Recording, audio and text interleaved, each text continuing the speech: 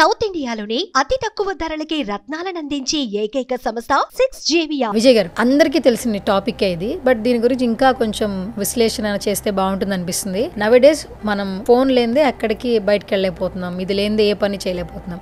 అలాంటిది ఈ phone hacking అనేది ఎక్కువగా చూస్తున్నాం. చాలా మంది ఫోన్ హ్యాక్ చేసేసారు, నా ఫోన్ హ్యాక్ అయింది, ఇన్స్టాగ్రామ్ అకౌంట్ హ్యాక్ అయింది, ఫేస్బుక్ అకౌంట్ హ్యాక్ అయింది, పైసలు అడుగుతున్నారు, నా అకౌంట్ నుంచి ఇలా అడుగుతుంటే కనుక మీరు రెస్పాండ్ అవ్వద్దని రీసెంట్ టైమ్స్ లో నేను చాలా పోస్టులు చూసాను. ఫస్ట్ ఆఫ్ ఆల్ అసలు ఈ ఫోన్ హ్యాకింగ్ అనే ప్రాసెస్ ఒకసారి తెలియజేస్తారు. సో ఫోన్ హ్యాకింగ్ అనేది క్లిక్ బైట్స్ తో ఎక్కువ అవుతుంది. క్లిక్ బైట్ అంటారు. క్లిక్ బైట్ అంటే మీ ఫోన్కి ఏదైనా లింక్ వస్తుంది, లేదంటే ఏదన్నా పనికిరాని సాఫ్ట్వేర్లు ఏదైనా ఇన్స్టాల్ చేసినప్పుడు అప్డేట్స్ కింద రావడం, అది మీరు చూసి ఏ స్టేట్ బ్యాంక్ అప్డేట్ అనో మీ ఫోన్లో ఉన్న ఏదైనా బ్యాంక్ అప్డేట్ అని దాన్ని ప్రెస్ చేసినప్పుడు ఆటోమేటిక్గా ఒక మాల్వేర్ అనేది ఇన్స్టాల్ అవుతుంది, చిన్న సాఫ్ట్వేర్ ఇన్స్టాల్ అవుతుంది. దాని తర్వాత మీకు సంబంధించిన ఫోటోలు, మీ యొక్క కాంటాక్ట్స్, ఎవరైతే ఫోన్ నెంబర్లు ఉన్నాయో అవి అన్నిటినీ అప్లోడ్ చేస్తా అనమాట. ఆ మాల్వేర్ పంపించినోడు, మాల్వేర్ అంటే ఆ లింక్ పంపించినోడి దగ్గరికి అన్నీ వెళ్ళిపోతాయి. వెళ్ళిపోయిన తర్వాత ఆ యొక్క నంబర్లకు ఫోన్ చేసేవాడు మీ యొక్క నంబర్ని, మీ యొక్క డిపి ఉంటుంది కదా, ఆ ఫోటోని పెట్టుకొని వాళ్ళ డబ్బులు అడుగుతూ ఉంటాడు అనమాట. లేదంటే మీ యొక్క ఫోటోలు మార్ఫ్ చేసి వాటిని మళ్ళీ మీకే పెట్టి మళ్ళీ బెదిరించి ఇదిగో డబ్బులు ఇవి, లేదంటే కనుక ఇవంతా మీ చుట్టాలకు పంపుతాను. ఎందుకంటే కాంటాక్ట్స్లో అందరి డేటా మొత్తం వెళ్ళిపోయింది కదా, సో వాళ్ళందరికీ మెసేజ్లు పెడుతున్నాం. అంటే ఇప్పుడు మీరు చెప్పిన ప్రాసెస్ బట్టి ఆలోచిస్తుంటే ఏదైనా మనం అంటే హ్యాక్ అయినా కూడా మనం ఆ లింక్ని క్లిక్ చేయకపోతే హ్యాక్ అవ్వదు. కంప్లైంట్ ఇస్తున్నారు, వాళ్ళు తిరిగి వస్తుంది, హ్యాక్ చేసిన వాళ్ళు పట్టుకుంటామంటున్నారు. సైబర్ క్రైమ్కి హ్యాక్ చేసింది పట్టుకోవడం క్షణాల్లో పని అంటారా? ఏం చెప్తారు? క్షణాల్లో పని అని కాదు. ఇక్కడ ఏమవుతుందంటే కొన్ని సర్వర్లు మన ఇండియాలో ఉండవు, వేరే దేశాల్లో ఉంటాయి.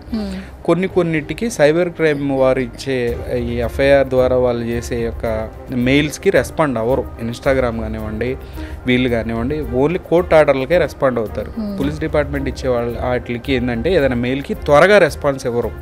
అది బాగా లేట్ ప్రాసెస్ అనమాట. సో ఆ ఇన్వెస్టిగేషను, ఆ ప్రూఫ్స్, లేదంటే వీడు ప్రూవ్ చేసుకోవాలి. కాకపోతే మిలియన్ సబ్స్క్రైబర్లు ఉన్న ఛానల్స్ కానీ వీటికి కానీ ఎంటైర్లీ డిఫరెంట్ సబ్జెక్ట్. చిన్న వాళ్ళే హ్యాక్ చేస్తూనే ఉంటారు. ఎవడో ఒక లింక్ పంపుతాడు, వాడు కంట్రోల్ అనేది తీసుకుంటాడు. లేదంటే కొంతమంది ఏం చేస్తారంటే 1,00,000 మంది సబ్స్క్రైబర్లు, 2,00,000 మంది సబ్స్క్రైబర్లు ఉన్న యూజర్ అకౌంట్లు కొనుక్కుంటారు బయట వేరే దగ్గర, డార్క్ మార్కెట్లోనో ఎక్కడో గ్రే మార్కెట్లో కొనుక్కుంటారు. అవి ఎక్కువగా హ్యాక్కి గురవుతూ ఉంటాయి. ఎందుకంటే ఇతనికి సంబంధించిన డీటెయిల్ ఏమి ఉండదు కాబట్టి ఫస్ట్ నడుపుకొనేస్తారు, ఎంతో డబ్బు తీసుకుంటారు, తర్వాత హ్యాక్కి గురవుతూ ఉంటాయి అన్నమాట. బేసిక్గా జెన్యున్గా చేసిన వాటిలన్నిటికీ కూడా చాలా డిఫరెంట్ ప్రాసెస్ ఉంది. అట్ ద సేమ్ టైం ఇది రెస్పాండ్ అవ్వడానికి కారణం ఇది మీకు చెప్పింది సైబర్ క్రైమ్ అంత చాలా లేట్ ప్రాసెస్ అని చెప్తున్నాను నేను. అంటే ఇప్పుడు ఆల్మోస్ట్ వాళ్ళ చాలామంది ఏంటంటే మా ఫేస్బుక్ అకౌంట్ హ్యాక్ చేశారు, ఇన్స్టాగ్రామ్ అకౌంట్ హ్యాక్ చేశారు అంటారు.